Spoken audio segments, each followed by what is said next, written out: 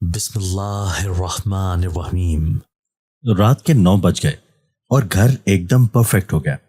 دوپہر کا کھانا کھا کر ایک بار پھر سے ہم تازہ دم ہو چکے تھے اور اب رات کا کھانا کھا رہے تھے۔ دھیمی روشنی میں گھر میں انتہائی پرسکون ماحول بن چکا تھا۔ جو گھر مٹی اور دھول سے اٹا پڑا تھا اب صاف ستھرا تھا۔ البتہ ٹی وی ابھی تک خراب تھا۔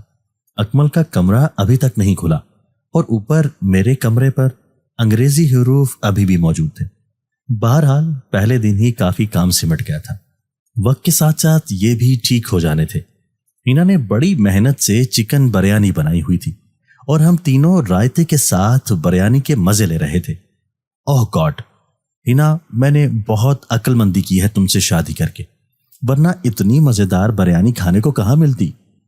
فراز نے بریانی کھاتے ہوئے تعریف کی۔ سچ میں ہینا نے آج کچھ زیادہ ہی مزیدار بریانی بنائی ہے، میں نے بھی کھاتے ہوئے کہا۔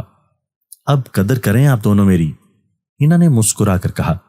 بھائی سچ میں اگر گھر کی عورت کو کھانا اچھا بنانا نہ آتا ہو تو زندگی تباہ و برباد ہو جائے، فراز نے سر ہلا کر کہا۔ اس میں کوئی شک نہیں، گھر بس عورت سے ہی چلتا ہے، میں نے مسکرا کر کہا۔ اس لیے اب باری آ گئی ہے روہیل کہ تم شادی ہی کر لو، ہینا نے مسکرا کر کہا۔ میں شرمانے لگا۔ ارے کیا بس اب جلدی سے شادی کر لو تاکہ ایک بار پھر سے اپنی زندگی ہنسی خوشی بسر کر سکو، فراز نے مجھے دیکھ کر کہا۔ ہاں روہیل، ویسے بھی بہت دن ہو گئے، مزے کیے ہوئے۔ میں تمہاری شادی میں تو اس بار بہت ناچوں گی، ہینا نے جوش میں آ کر کہا۔ یہ سب بات کی باتیں ہیں، فی الحال ابھی مجھے اس گھر میں آئے ہوئے 24 گھنٹے پورے نہیں ہوئے، جبکہ ان 24 گھنٹوں میں ہی دودھ کا دودھ اور پانی کا پانی ہوگا۔ میں نے سوچتے ہوئے ڈیجیٹل کلاک کی طرف دیکھا۔ بھائی رات کے 10 بجنے کو آ رہے ہیں، گویا وہ 14 گھنٹے تو پورے ہو چکے ہیں، بس 10 گھنٹے بچے ہیں، وہ بھی گزر جائیں گے، فراز نے ہاتھ چلا کر کہا۔ ہاں مگر ابھی بھی 10 گھنٹے ہیں، میں نے گھڑی کو دیکھ کر کہا۔ نہیں روہیل، ہینا نے میرا نام لیا، پھر کہنے لگی۔ اب تو مجھے تمہاری بات بالکل صحیح لگ رہی ہے کہ یہاں کچھ نہیں ہو رہا، مطلب جن بھوت ہوتے تو کچھ نہ کچھ ہو رہا ہوتا، کہیں سے کالی بلی نکل آتی، پانی کی جگہ خون آ جاتا، دودھ پھٹ جاتا، بریانی میں کیڑے پڑ جاتے۔ ہینا کہتی چلی گئی۔ ہے آئی میٹنگ، فراز نے آنکھیں نکال کر کہا۔ سوری، ہینا ہنس کر بولی۔ ہاں تم صحیح کہہ رہی ہو، اب تک تو ایسا کچھ نہیں ہوا، سمجھ نہیں آ رہا کیوں ان اچھے لوگوں کے دل بند ہو گئے۔ اب بڑبڑایا اور کچھ سوچ کر فراز سے مخاطب ہوا۔ فراز وہ کون لوگ تھے؟ میں بتاتا ہوں۔ فراز نے پلیٹ رکھی اور نوالا نگل کر بولا۔ پہلے تو مسٹر محمد وقاص آئے تھے، عجیب عامل آدمی تھے، مگر بہادری اس کی مشہور تھی۔ موٹا مضبوط اور سڈول جسم، جلد کا رنگ سیاہ اور لمبا قد۔ یہ شخص تمہاری ہی سوچ لے کر گھر میں آیا تھا کہ یہاں جنات کا کوئی بسیرا نہیں، اور اگر جن بھوت ہیں بھی تو وہ ان کو چلتا کر دے گا، مگر اگلے دن اس کی لاش گھر کے لان میں پڑی ملی۔ ڈاکٹر نے وجہ موت ہارٹ اٹیک بتایا۔ اوکے، میرے منہ سے نکلا اور سوچنے لگا۔ دوسرا شخص ڈاکٹر عدیل تھا، درمیانہ قد، معصوم چہرہ، گورا اور پڑھا لکھا۔ یہ ایک سائیکیٹرسٹ تھا اور مسٹر محمد وقاص کی موت کی وجہ دماغی خلل قرار دیا۔ اس کا کہنا تھا کہ مسٹر وقاص ڈر گیا اور دل کے دورے کا شکار ہوا۔ اسی بات کو ثابت کرنے کے لیے وہ اس گھر میں داخل ہوا، مگر ٹھیک 24 گھنٹے بعد ان کی لاش لاؤنج میں پڑی ملی۔ ڈاکٹر عدیل کو بھی دل کا دورہ پڑا تھا۔ فراز کہتا چلا گیا اور میں خاموشی سے اسے تکنے لگا۔ ہینا میری طرف دیکھنے لگی۔ تیسرا شخص یوسف تھا۔ یہ ایک بھیکاری قسم کا آدمی تھا، جوانی میں جرائم پیشہ بھی رہا، بد نصیب اسی دن جیل سے رہا ہو کر باہر آیا تھا۔ داڑھی بڑی ہوئی اور کپڑے پھٹے ہوئے، سر چھپانے کے لیے گھر میں غلطی سے داخل ہو گیا۔ اسے کسی بات کا علم نہ تھا اور وہ جانتا بھی نہ تھا کہ وہ کیسے گھر میں داخل ہوا ہے۔ صبح اس کی لاش بھی اسی لاؤنج میں پڑی ملی، جسم اکڑ گیا تھا۔ ڈاکٹر نے بتایا کہ موت شدید سردی کی وجہ سے بھی ہو سکتی ہے، مگر بعد میں معائنہ کرنے کے بعد یہ بات صاف ہو گئی کہ وجہ موت دل کا دورہ ہی تھا۔ اس کے بعد یہ بات پورے شہر میں مشہور ہو گئی کہ مکان نمبر 24/10 پر جنوں کا سایہ ہے۔ اس لیے یہاں اب کوئی نہیں آتا۔ دھیرے دھیرے محلہ ویران ہونے لگا اور دیکھتے ہی دیکھتے اسٹریٹ 12 بھی اس آصف کا شکار ہو گئی۔ فراز کہتا چلا گیا، اوکے باقی کے 3؟ میں نے سوچتے ہوئے پوچھا۔ پھر اس گھر میں داخل ہوئے 2 بھائی، ندیم اور سلیم، دونوں یونیورسٹی کے اسٹوڈنٹ تھے اور اپنے دوستوں سے شرط لگا کر اس گھر میں داخل ہوئے۔ شرط یہ تھی کہ اگر 24 گھنٹے بعد وہ اس گھر سے زندہ نکل آئے تو یونیورسٹی کی ایک خوبصورت لڑکی نادیہ کے ساتھ ڈیٹ پر جائیں گے۔ اگر وہ ہارے تو انہیں کپڑے اتار کر بھری کلاس میں ناچنا پڑے گا۔ فراز کی یہ بات سن کر میں اور ہنا بے تحاشا ہنس دیے۔ تفریح اور مزاحیہ قسم کے یہ 2 بھائی گھر میں داخل تو ہو گئے، مگر ہوا وہی۔ 2 میں سے ایک کی لاش لاؤنج میں پڑی ملی اور دوسرے کی بیسمنٹ میں۔ فراز نے بیسمنٹ کی طرف دیکھتے ہوئے یہ جملے کہے۔ میں اور ہنا بھی گردن گھما کر بیسمنٹ کے دروازے کی طرف دیکھنے لگے۔ وجہ موت ہارٹ اٹیک، فراز نے ٹھہر کر کہا اور میں سوچنے لگا۔ اب بچے اس کہانی کے آخری کھلاڑی مسٹر جمیل لوکل اخبار کی فیکٹری میں کام کرتے تھے۔ قلم ہی ان کے لیے سب کچھ تھا، مگر صرف قلم کے سہارے وہ اپنی بیوی اور 3 بچوں کا خرچہ نہیں اٹھا سکتے تھے۔ دور بدل گیا ہے، اب لوگ ویب سائٹ اور یوٹیوب زیادہ دیکھتے ہیں۔ جو لوگ زندگی کی دوڑ میں پیچھے رہ گئے ان کے لیے جینا اتنا آسان نہیں، اس لیے انہیں کچھ کام چاہیے تھا، کچھ ایسا جس سے ان کی زندگی آگے بڑھ سکے۔ فراز نے مجھے دیکھ کر یہ جملے کہے، پھر بولا، علاقے کے ناظم سے انہوں نے بات کی اور کہا کہ اگر وہ اس آصف کو بھگا دیں تو وہ انہیں 50,000 روپے انعام کے طور پر ادا کریں گے۔ علاقے کے ناظم نے یہ بات قبول کی اور مسٹر جمیل صاحب یہاں آئے۔ مسٹر جمیل اور باقی سب پر کیا بیتی یہ تو کوئی نہیں جانتا، اور سب کو یقین تھا کہ اوروں کی طرح مسٹر جمیل بھی موت کو گلے لگائیں گے، مگر ایسا نہیں ہوا۔ صبح 8 بجے مسٹر جمیل نے کھڑکی سے باہر چھلانگ لگائی تھی اور ان کی ریڑھ کی ہڈی ٹوٹ گئی، مگر وہ زندہ تھے۔ وہ پہلے شخص تھے جو اس گھر سے زندہ نکل آئے تھے، مگر موت ان کے نصیب میں لکھی جا چکی تھی، اس لیے کل ان کی بھی ڈیتھ ہو گئی۔ تو گویا اس گھر میں جو بھی رہا اس کا انجام صرف موت تھی، صرف موت۔ یہاں تک کہہ کر فراز خاموش ہو گیا اور میں گہری سوچ میں ڈوب گیا۔ اور اب تم 7ویں شخص ہو جو اس گھر میں رہنے کے لیے آئے ہو۔ اگر تم ابھی بھی واپس جانا چاہتے ہو تو ہمارے ساتھ چل سکتے ہو۔ فراز نے مجھے دیکھ کر مشورہ دیا اور ہنا بھی سوالیہ نظروں سے میری طرف دیکھنے لگی۔ میں نے ایک نظر اپنی بہن اور بہنوئی کو دیکھا اور گہرا سانس لے کر جواب دیا، فراز میں نہیں جانتا کہ اگلے کچھ گھنٹوں میں مجھ پر کیا گزرنے والی ہے، مگر اس بات کا احساس مجھے ہے کہ اس گھر میں ہونے والے ہر واقعے کو کوئی روک سکتا ہے تو وہ بس میں ہوں، اور میں اس سے روک کر رہوں گا۔ میری یہ بات سن کر فراز نے ہاں میں سر ہلایا۔ ٹھیک کہہ رہے ہو تم، میرے خیال سے اب ہمیں چلنا چاہیے۔ ہاں اب چلتے ہیں، رات کے 10 بج گئے ہیں، دیر ہو گئی ہے کافی۔ روہیل تم دروازے سارے اچھی طرح سے بند کر لینا، انہوں نے مجھے دیکھ کر سمجھایا۔ تم لوگ بے فکر رہو، میں نے مسکرا کر کہا۔ میں برتن رکھ دوں؟ انہوں نے برتن اٹھاتے ہوئے کہا۔ ارے نہیں نہیں، اس کی کوئی ضرورت نہیں، میں رکھ دوں گا، تم نے کافی کام کیا ہے، آج بس اب مجھے سنبھالنے دو۔ میں نے پیار سے اسے روکا اور وہ دونوں مسکرانے لگے۔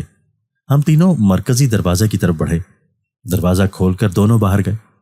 میں انہیں الوداع کہنے کے لیے باہر تک آیا۔ فراز اور ہنا گاڑی میں بیٹھے تو فراز نے مجھ سے کہا، خیال رکھنا۔ اس کی بات سن کر میں نے ہاں میں سر ہلایا۔ روہیل کھانا کچن میں رکھا ہوا ہے، بعد میں بھوک لگے تو کھا لینا۔ ہنا نے مجھے دیکھ کر کہا، ارے میری بہنا تم پریشان مت ہو، میں ٹھیک ہوں۔ میں نے مسکرا کر کہا، روہیل ایک بات پوچھوں؟ میں یہ پوچھنا چاہتا نہیں، مگر کیا پتا، سب سے اہم بات شاید یہی ہو جائے۔ فراز نے دھیرے سے یہ جملہ ادا کیے۔ پوچھو فراز۔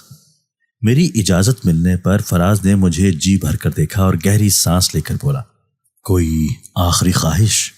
فراز کا لہجہ سرد تھا، مگر اس کی آنکھوں میں پریشانی جھلک رہی تھی۔ میں خاموشی سے اس کا چہرہ تکنے لگا۔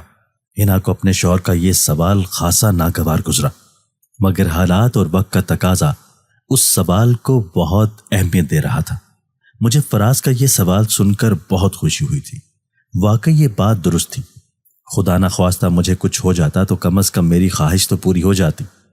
میں نے ایک نظر اپنے بہنوئی کو دیکھا اور نظریں جھکا کر صرف اتنا کہہ سکا، بس میری بہن کا بہت خیال رکھنا۔ اور ہو سکے تو مجھے صبا اور اکمل کے برابر دفن کرنا۔ میری بات سن کر ہنا کی آنکھیں بھیگ گئیں اور فراز کا دل بھی رنجیدہ ہو گیا۔ خاموشی سے اس نے سر ہلایا اور گاڑی کی طرف بڑھا۔ ہنا بھی خاموشی سے گاڑی میں بیٹھی۔ فراز نے گاڑی سٹارٹ کی۔ جلد ہی ان کی گاڑی چل پڑی۔ میں کافی دیر تک انہیں ہاتھ ہلا کر الوداع کہتا رہا۔ ان کے چلے جانے کے بعد میں نے ایک نظر دائیں جانب دیکھا تو ویران سڑک نظر آئی۔ رات کا اندھیرا، خاموشی، بس ہوا کے گزرنے کا احساس اور کچھ نہیں۔ میں نے بائیں جانب دیکھا تو وہی منظر نظر آیا۔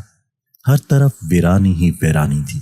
ایک نظر اٹھا کر آسمان کی طرف دیکھا تو ستارے چمکتے ہوئے نظر آئے۔ میں نے گہرا سانس لیا اور واپس گھر کے اندر چلا۔ خاموشی سے میں نے دروازہ بند کیا۔ میں اسٹریٹ نمبر 12 24/10 میں تنہا تھا۔ فراز اور ہنا کو گئے ہوئے 15 منٹ سے زیادہ کا وقت ہو چکا تھا۔ انہیں الوداع کہہ کر میں واپس گھر میں داخل ہوا اور دروازہ بند کر کے اچھے سے لاک لگایا۔ ایک بار پھر میں تنہا اپنے گھر کو تک رہا تھا۔ بہت یادیں جڑی تھی اس گھر سے۔ کچھ ایسے پل بیتے تھے جنہیں میں کبھی فراموش نہیں کر سکتا تھا، مگر بیتے ہوئے پل اب گزر چکے تھے۔ میں انہیں یاد کرنے کے سوا اور کچھ نہیں کر سکتا تھا۔ اپنی بد نصیبی پر مسکرا کر میں نے ٹیبل پر رکھے ہوئے برتن اٹھائے اور کچن کی طرف چلا۔ سنک میں برتن رکھے۔ برتن دھونے کے بعد میں اپنے بیڈ روم کی طرف بڑھا۔ سیڑھیاں چلتا ہوا اپنے کمرے میں داخل ہوا۔ جلدی میں اپنے کپڑے استری کر رہا تھا۔ اس کے بعد میں نے باتھ روم جا کر دانت برش کیے اور ہاتھ منہ دھوئے۔ تولیے سے منہ پہنچ کر میں باہر آیا اور اوپر والی منزل کے برآمدے کو دیکھنے لگا۔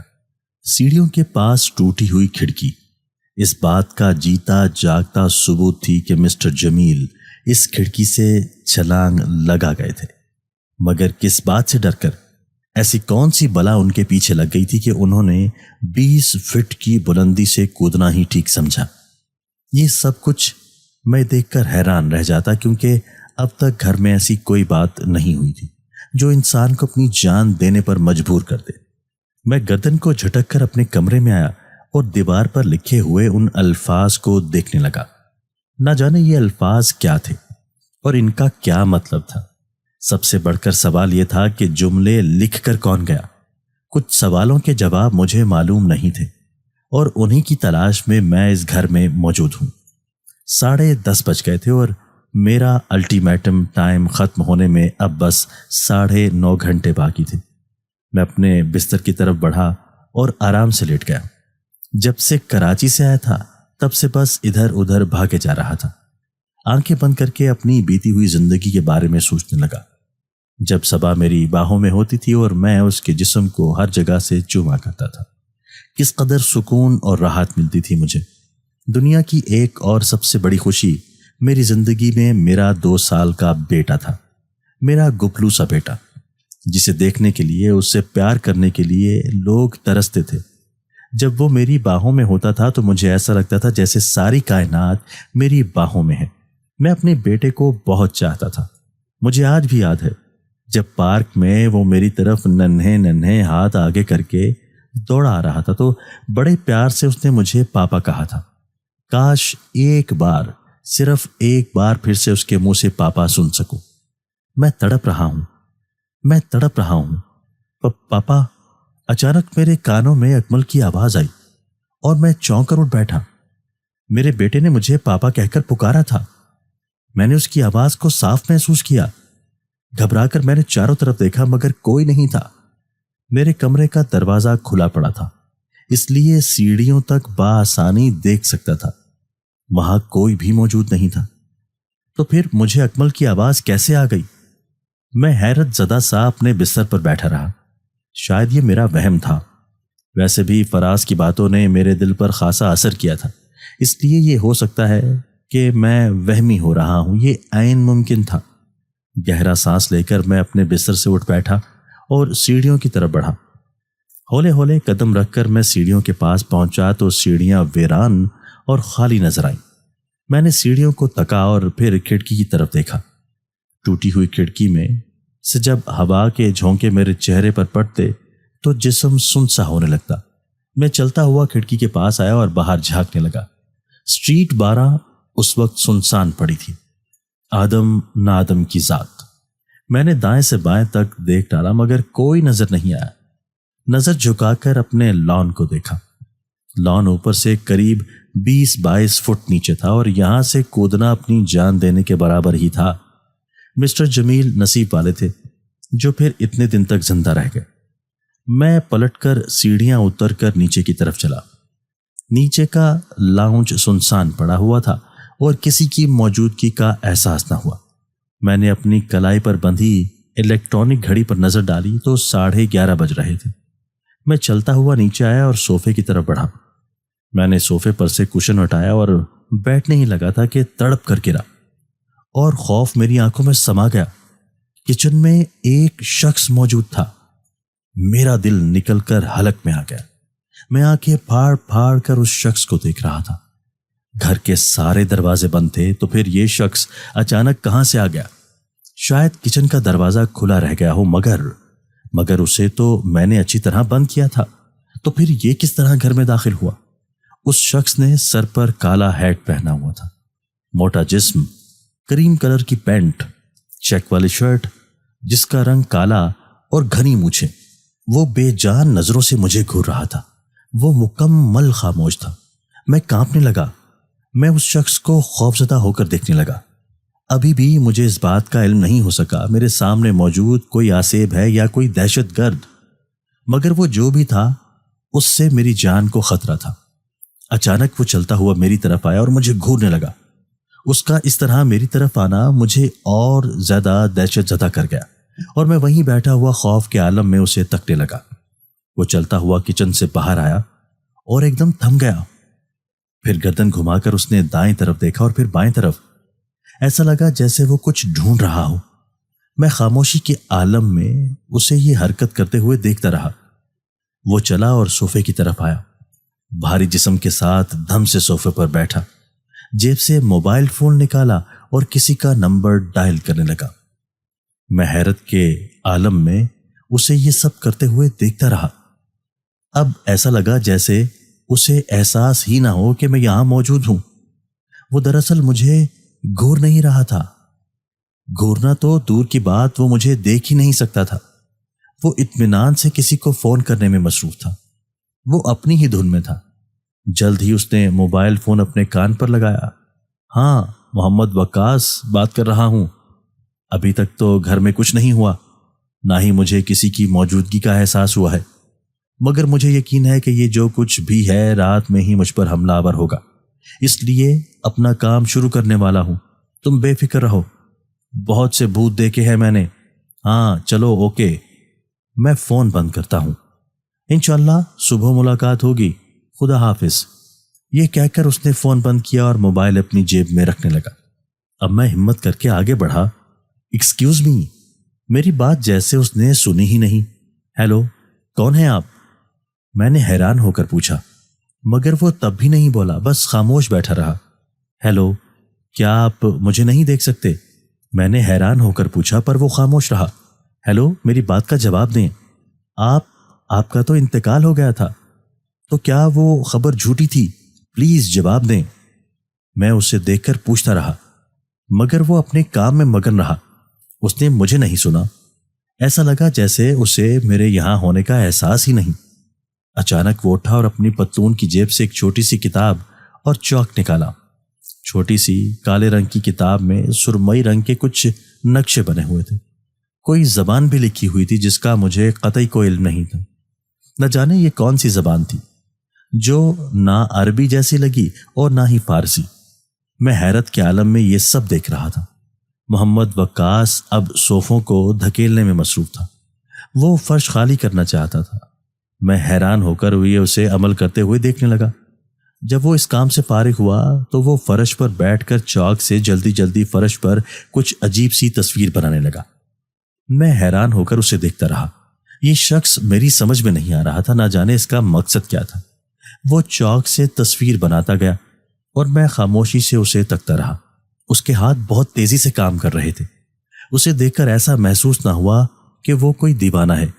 وہ جو بھی کام کر رہا تھا بے انتہا مہارت کے ساتھ کر رہا تھا۔ قریب 5 منٹ گزر گئے اور میں اسے تکتا رہا۔ جلد ہی اس نے اپنے بیگ سے موم بتیاں نکالی اور فرش پر بنی تصویر کے چاروں طرف رکھنے لگا۔ موم بتیاں سجانے کے بعد اس نے انہیں آگ لگائی۔ جب وہ اپنے کام سے فارغ ہوا تو میں نے دیکھا اس نے فرش پر ایک تصویر بنائی تھی، ایک انتہائی عجیب تصویر، ایک بے حد عجیب تصویر۔ چاک سے بنا دائرہ، اس کی عجیب سی لکیریں، کچھ عربی، فارسی یا کسی اور زبان میں عجیب و غریب حروف لکھے تھے۔ میں نے حیرت کے عالم میں اس نقشے پر نظر ڈالی اور پھر محمد وقاص کو دیکھا تو دھک سے رہ گیا۔ محمد وقاص اپنے ہاتھ کو چھری سے کاٹ رہا تھا۔ اس کا خون تیزی سے اس چاک سے بنی تصویر پر گرا۔ میں خوفزدہ ہو کر اسے تکنے لگا۔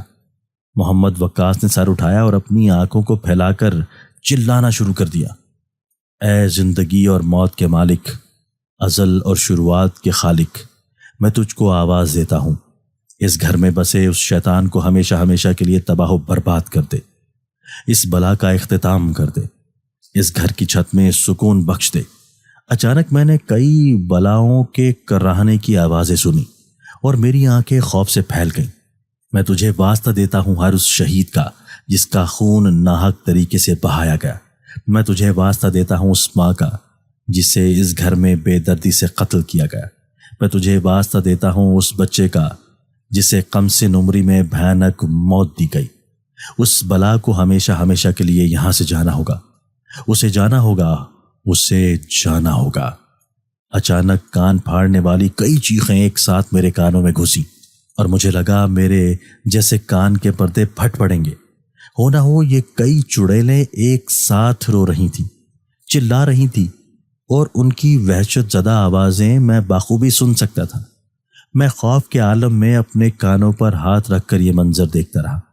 محمد وقاص اس لمحے زور زور سے اپنا منتر پڑھے جا رہا تھا اور کئی چیخیں بلند ہو رہی تھیں۔ گھر میں بھونچال آ گیا، ہوائیں چلنے لگی، چیزیں اپنی جگہ سے ہلنے لگی، دروازے اور کھڑکیاں بری طرح سے کھڑکنے لگے، چھت پر سے پلستر اکھڑنے لگا، فانوس، پردے، الماری میں رکھے برتن کپ کپانے لگے، گھر میں جیسے زلزلہ آ گیا۔ محمد وقاص نے اپنا منظر جاری رکھا، اے شیطان کے ماننے والے، اے اس عذاب کے پجاری جو خدا نے تیرے نصیب میں لکھ دیا ہے، تجھے یہاں سے جانا ہوگا، تجھے یہاں سے جانا ہوگا، تجھے یہاں سے جانا ہوگا۔ محمد وقاص نے چلا کر کہا اور اچانک جیسے سب کچھ ساکت ہو گیا، ایک دم سے خاموشی پھیل گئی اور ہر چیز سکون میں آ گئی۔ میں حیران ہو کر اس ویرانے کو دیکھنے لگا۔ ہلتے ہوئے پردے اور فانوس اپنی اپنی جگہ پر آنے لگے، برتن کی کھنک آہستہ آہستہ رک گئی اور سب کچھ سکون میں ڈوب گیا۔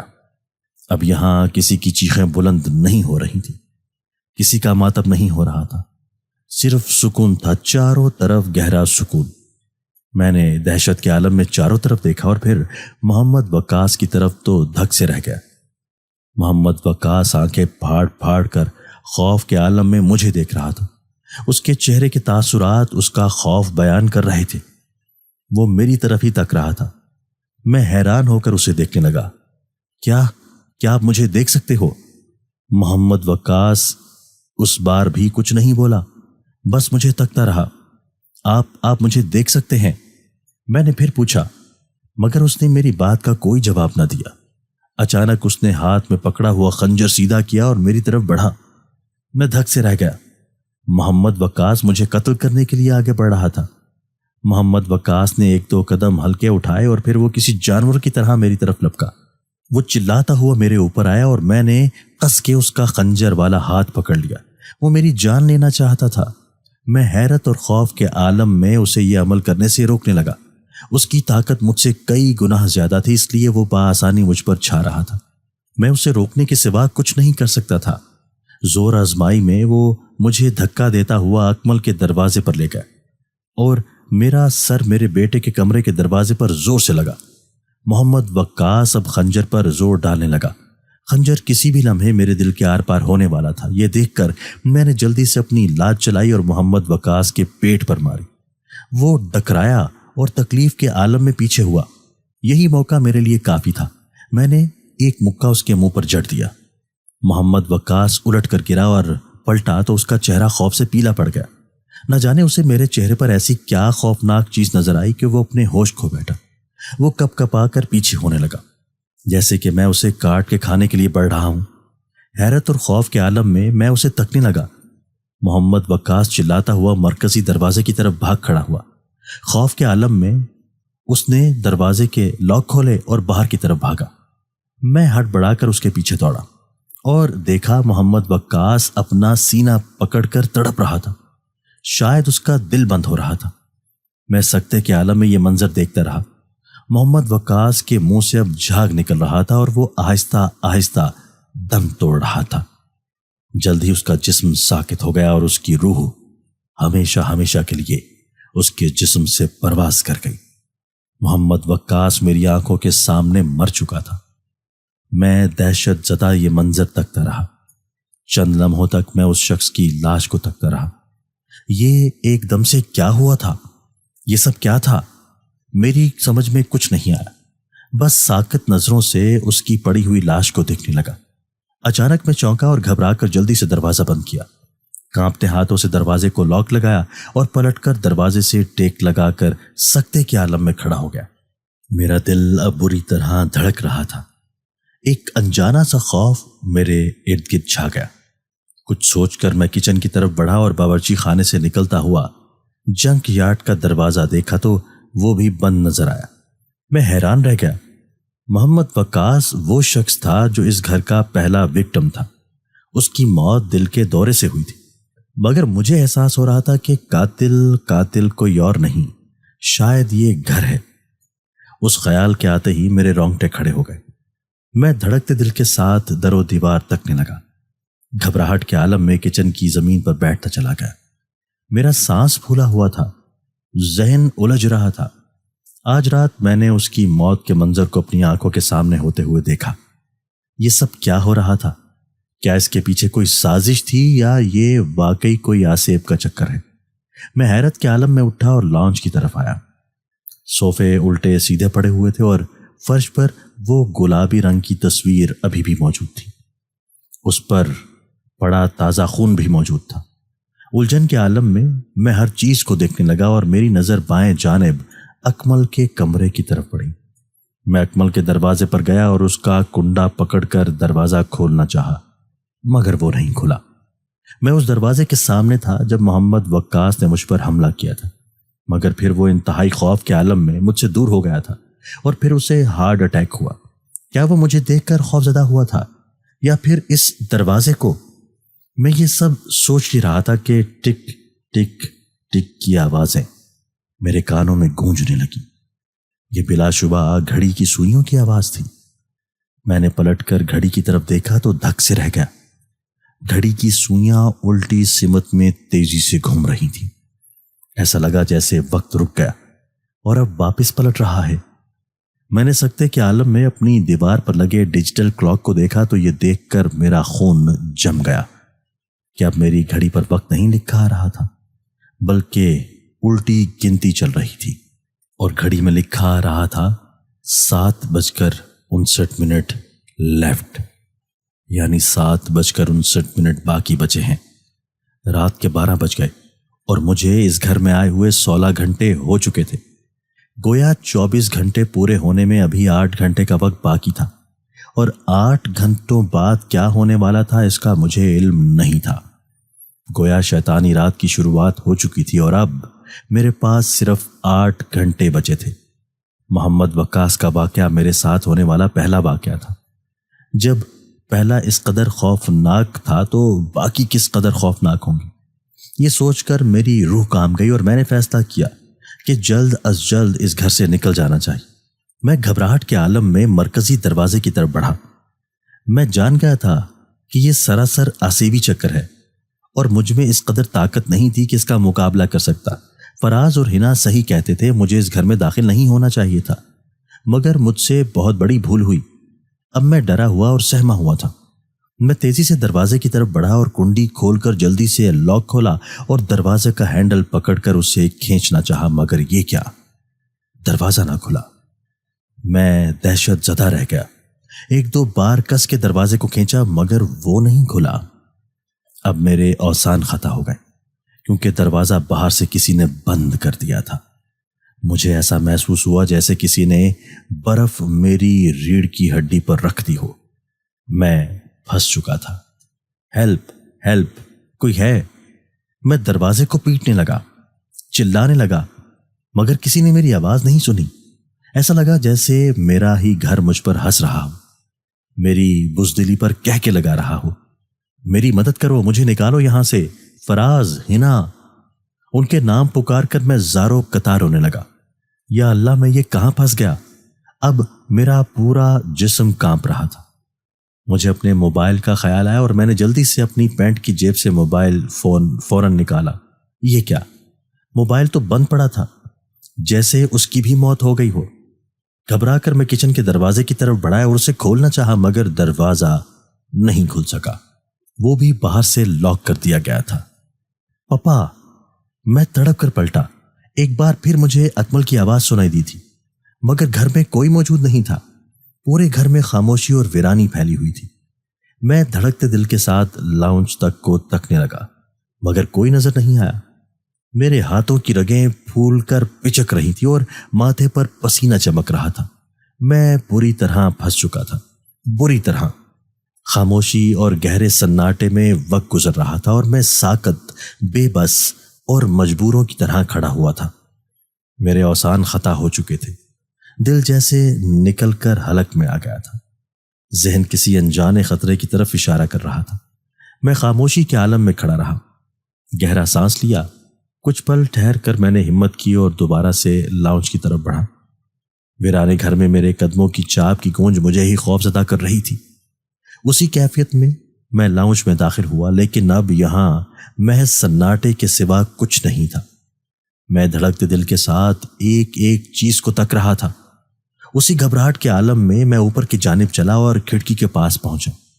کھڑکی ابھی بھی ٹوٹی ہوئی تھی اور یہ اکلوتا راستہ تھا گھر سے باہر نکلنے کا۔ میں چاہتا تو کھڑکی کو پھلانگ کر نیچے چھلانگ لگا سکتا تھا، مگر میرا حال مسٹر جمیل کے حال سے مختلف نہیں ہوتا، اس لیے نیچے چھلانگ لگانے کے بارے میں سوچ کر میرا دل کپ کپا گیا۔ اچانک مجھے آوازیں آنے لگی، کچھ آوازیں جیسے کہیں پانی گر رہا ہو، جیسے کوئی شاور۔ میں نے پلٹ کر دیکھا تو باتھ روم کا دروازہ کھلا نظر آیا اور شاور لینے کی آوازیں آنے لگیں۔ میں حیرت کے عالم میں کھڑا رہا اور پانی کی آواز کو سنتا رہا۔ اچانک باتھ روم سے صبا کندھے پر تولیہ لٹکائے ہوئے باہر آئی۔ روہیل، ذرا نیچے سے اکمل کا صابن لیتے آئے۔ اچھا، لاتا ہوں۔ میں اپنی ہی آواز کو سن کر چونک گیا۔ میں نے دیکھا صبا واپس باتھ روم میں پلٹ گئی۔ میں حیران ہو کر یہ منظر دیکھنے لگا۔ دل بری طرح دھڑکنے لگا۔ مجھے کچھ سمجھ نہ آیا کہ میری آنکھوں کے سامنے میری یادیں ہیں یا کچھ اور۔ دھڑکتے دل کے ساتھ میں باتھ روم کی طرف قدم اٹھانے لگا۔ اس کے دروازے پر پہنچا۔ ڈر ڈر کر میں نے اندر دیکھنے کی کوشش کی تو حیران رہ گیا۔ میری حسین و جمیل بیوی صبا اس وقت میرے 2 سال کے بیٹے کے ساتھ موجود تھی۔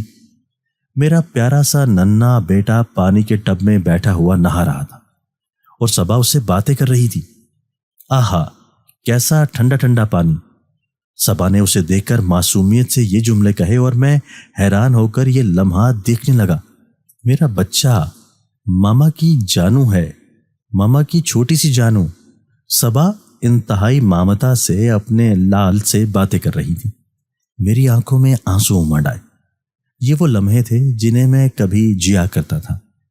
میں آنکھوں میں آنسو لیے یہ منظر دیکھ رہا تھا کہ اچانک میرے پاس سے کوئی شخص گزرا اور میں نے اسے چونک کر دیکھا۔ جب میری نظر اس کے چہرے پر پڑی تو میں دھک سے رہ گیا، کیونکہ وہ کوئی اور نہیں، وہ میں ہی تھا۔ میرا وجود چلتا ہوا صبا کے پاس گیا۔ یہ لو تولیہ، لے لو۔ شاید میں پاگل ہو گیا تھا یا کوئی سپنا دیکھ رہا تھا، کیونکہ اس لمحے میں اپنے وجود کو باتیں کرتے ہوئے، چلتے ہوئے، پھرتے ہوئے بخوبی دیکھ رہا تھا۔ ایسا لگا جیسے میں ایک روح ہوں اور اپنے جسم کو چلتے پھرتے دیکھ رہا ہوں۔ میں حیران رہ گیا۔ روہیل، کل چل کر اکمل کو ڈاکٹر کے ہاں دکھا دیتے ہیں، اس کا وزن نہیں بڑھ رہا۔ صبا نے فکر مند ہو کر کہا۔ بچے جب بڑے ہونے لگتے ہیں تو وزن گرتا ہے، اس میں پریشانی کی کوئی بات نہیں۔ میرے وجود نے صبا کو سمجھایا۔ پھر بھی ڈاکٹر کو دکھا دیتے ہیں. بچے کی صحت کا بھی تو خیال رکھنا ہمارا فرض ہے. صبا نے میرے وجود کو دیکھ کر کہا, صبا تم اور اکمل ہی تو میرے لیے سب کچھ ہو, لیکن تمہیں پتہ ہی ہے نا کہ اس مہینے اخراجات کچھ زیادہ ہو گئے ہیں. میرے وجود نے سوچتے ہوئے جواب دیا, جانتی ہوں روہیل, آپ اس گھر کے لیے محنت کر رہے ہیں, مگر اکمل کے لیے ہمیں کسی چیز پر کمپرومائز نہیں کرنا چاہیے.